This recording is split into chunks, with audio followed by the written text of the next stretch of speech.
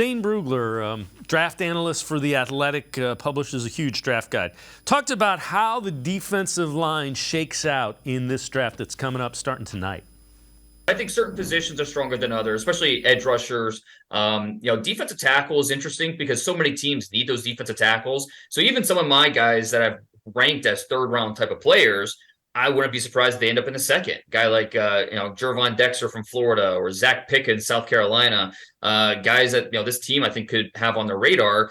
They could go in that late second round or before the Browns pick because a lot of teams are looking for those big men in the middle. Really bolster that defensive line depth, like we know the Browns are looking to do. So it gets really interesting at that point in the draft.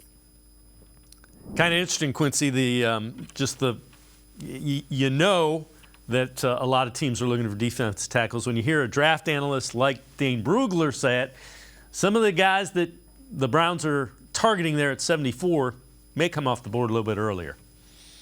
And we saw this in free agency where the numbers for defensive tackles went up. There is a need there.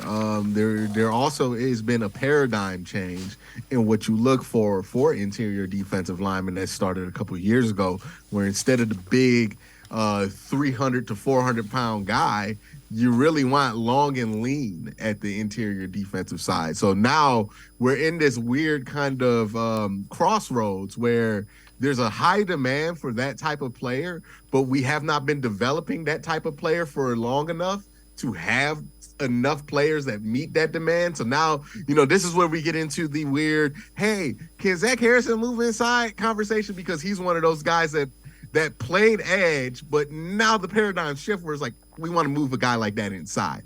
Alex Wright is another example of a guy who kind of got caught in the middle of that paradigm, drafted as an edge, but he's probably going to be moved inside.